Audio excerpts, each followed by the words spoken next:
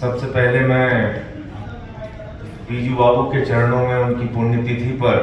29वीं पुण्यतिथि पर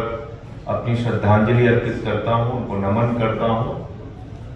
हमारे बीच में मंच पर मौजूद आदरणीय त्रुचि शिवाजी, अयोध्या राम रेड्डी जी, सुभाष जी, बाबूराव जी, स्वाति जी और मंडल साहब, सस्मित भाई, सुहासिस जी और हमारे जो ऑनरेबल एमपी अभी मिश्रा जी चुन के आए हैं, मुन्ना भाई, इनको हम लोग मुन्ना भाई ही कहते हैं। तो बीजू बाबू के बारे में जब एक ऐसा बेतुका और मैं कहूंगा कि नफरतों से भरा हुआ कमेंट किया गया और उनको सीआईए का एजेंट कहा गया,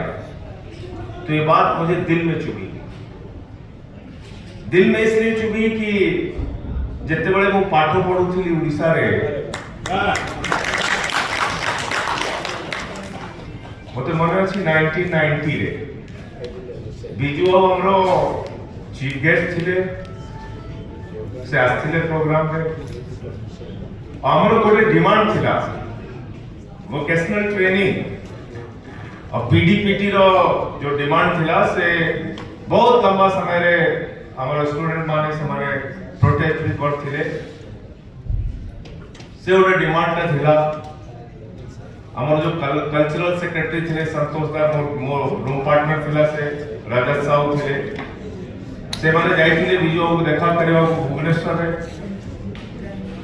सेठी से कहले भाई मु तो आसी पारि नहीं और व्यस्त कार्यक्रम अच्छी और केमती करबा। संतोष दास कहला आगे इज्जत पड़ जीवो,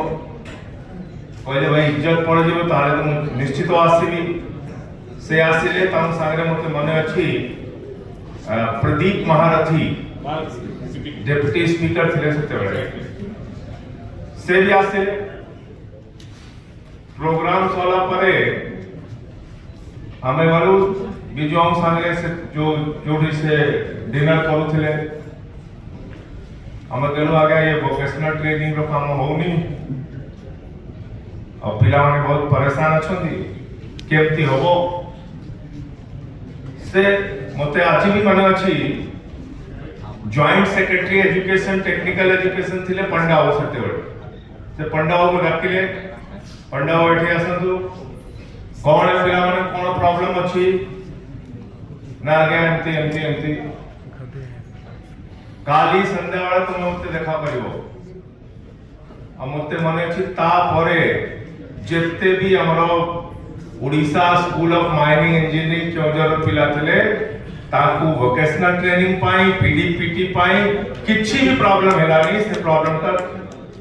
सागे से सॉल्व कर ये दिले बीजू पटनायक जी की शख्सियत ये थी कि जब मैं वहां पे गया सहयोग ऐसा था 89 में उस समय जनता दल की सरकार बनी थी। आउट ऑफ 147 सीट्स मुझे याद है 110 सीटें जनता दल ने जीती थी, अगर मैं गलत नहीं हूं 107 या 110 सीटें उस टाइम में जनता दल ने जीता था। 123 147 में 123 सीटें जीती, एक तरफा जनता दल वहां पे जीती थी। और हमने पूछा भाई कौन नेता है, इतना क्यों, इनकी क्या पॉपुलैरिटी का वजह क्या है, तो बताया कि ये बहुत पुराने नेता है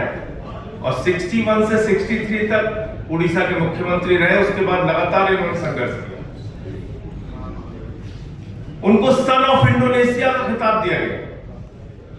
सन ऑफ इंडोनेशिया, हिंदुस्तान में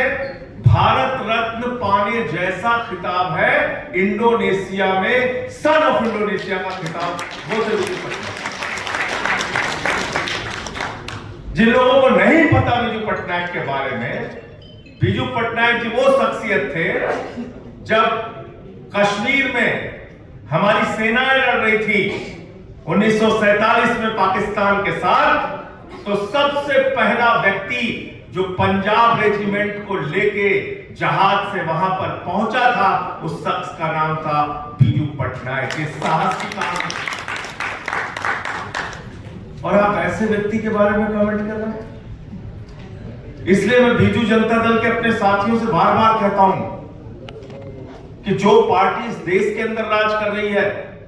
और दुर्भाग्य से उड़ीसा के अंदर उसको राज मिल गया, ये लोग देश के लिए ठीक नहीं है। उड़ीसा एक शांतिप्रिय राज्य है, उस राज्य के लिए नहीं ठीक है। उड़ीसा एक विकास के रास्ते पर चलता हुआ राज्य है, उस चलते हुए राज्य के अंदर एक नफरती शक्ति का आ जाना ठीक नहीं है वहां के। मैं उड़ीसा के तमाम जिलों में हमारे दोस्त हैं, कटक है, भुवनेश्वर है, पुरी है, संबलपुर है, कोरापुट है, बरहमपुर है, कितने जिले के नाम बताऊं, जाजपुर है, केंद्रापड़ा है, सारे जिलों का नाम मुझे याद है, सुंदरगढ़ है, राउरकेला है, हर जिले में हमारे दोस्त हैं। आज भी